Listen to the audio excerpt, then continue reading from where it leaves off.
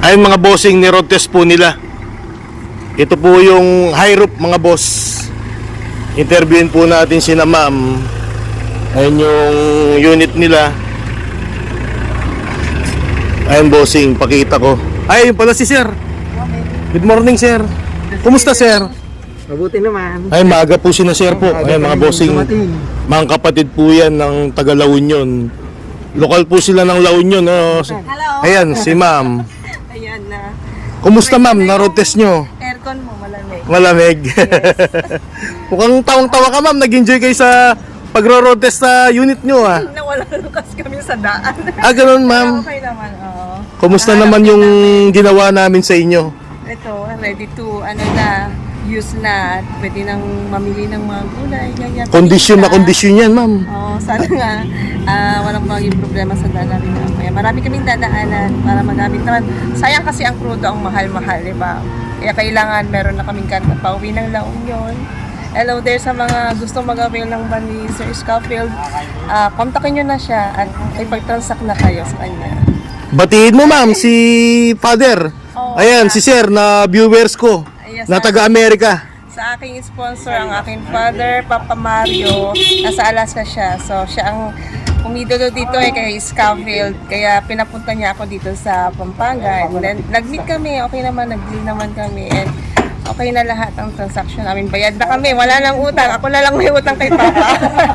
Ma'am, si Sir po ma'am. Saan po siya sa Alaska? Sa Anchorage siya. Ay, shoutout po sa ng mga viewers ko nasa Amerika.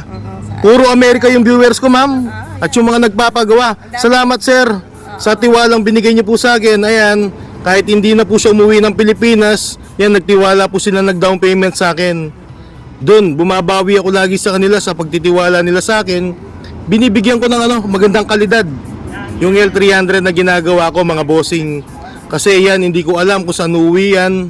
Kasi minsan, nagka-travel po sila ng malayo. Luzon, Visayas, Mindanao, hindi po nagkakaproblema yung makina natin. Yeah, tsaka pwede ipa-customize kung anong gusto niya. Kami pina-customize namin mataas yan. 5 feet kasi gusto ni Father. Pag pumasok siya dyan, hindi naman siya mauuntog. At marami pang maikakarga ng mga bagahe, di ba? Patong-patong yan. So yan. Pwede nang, marabas. Hindi na kayo sa Pampanga. Nandito kami sa Guagua ngayon. And meron din silang pwesto sa shop sa Mexico. Doon kayo pumunta, no, ma'am, nung una, no? Yung shop nila. Ayun, mga bossing.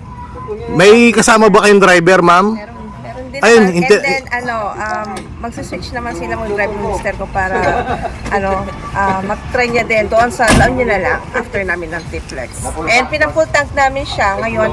Nasa 38 liters yata. Yung full tank niya, ma'am? Magkano, ma'am, yung halaga? 5,000. 5,000 lang. Sakto, no, ma'am, no? Sakto sa sinabi ko. Pang may konti pa. May konti pa para talagang full tank talaga. Ano naman masasabi mo sa kalidad ng gawa natin, ma'am? May pagmamalaki ba natin yung gawang Pampanga? Gawang Pampanga, gawang Pilipino, at gawang Scofield. Salamat, ma'am. Sa tiwala. Bakit, ma'am, natanggal yung yung mga hubcap na mags natin? Pinahangin.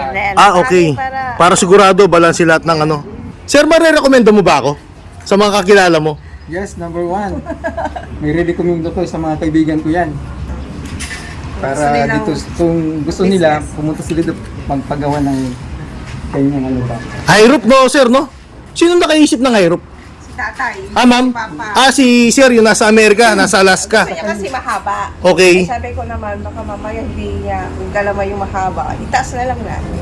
Para pag yumuko, hindi naman mauntog na siya. Tangkad. 6-footer yun. Yake daw sa Baguio kagad eh. Kayang-kaya, ma'am. Pag Baguio na. Basta ang lang, ma'am, ang lang po natin dyan, pag umaakit po kayo ng Baguio, basta matitirik ang lugar, patayin po ang aircon. Yan, mga bossing. Malakas. Ang hatak, hindi mahirapan, mga bossing, kasi mabigat ang makina ng sasakyan. Pag naka-aircon, lalo na pakyat, ma'am. Yan, lahat nagpapatay ng aircon. Kahit ako, pag umakit ako ng Baguio, kahit hindi L3 yung gamit ko, Malamig naman doon. pinapatay ko yung aircon. Basta pakyat po tayo. Ay, mga bossing, hanggang ngayon, tignan mo. Sinusubukan pa rin ng driver mo, ma'am. Parang bitin na bitin sa road test, Nag-adjust ko sa Adjust lang yung Ayan na. Bossing yan, no? Napakaganda ng gawa natin sa ano. Customize nating L3. Check yung Yan brake. mga bossing, kondisyon na kondisyon. Pinagmamalaki natin sa gawa natin makina mga boss. Yan, pang-ilalim, lahat halos mga bossing. Ewan ko ba kung merong mapipintas si ma'am dyan. Mula kanina, walang negative na sinabi. Meron yung amoy ng upholstery. Siyempre bago kasi. Bago yung mat nila, bago yung kutsyon. Naamoy ko pa yung bago. Pati yung pintura, mga bossing. Okay na? Thank you, sir, ha? Thank you very much yan. Uwi na sila, mga bossing. Bye-bye. Yan, taga La Union pa sila.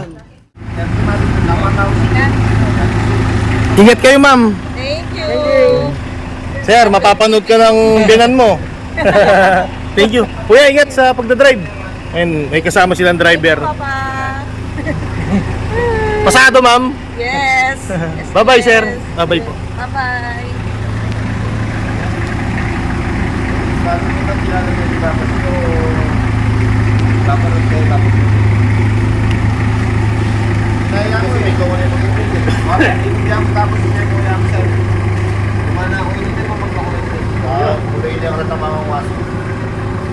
Kumbaga pala ko din yung pan ko ng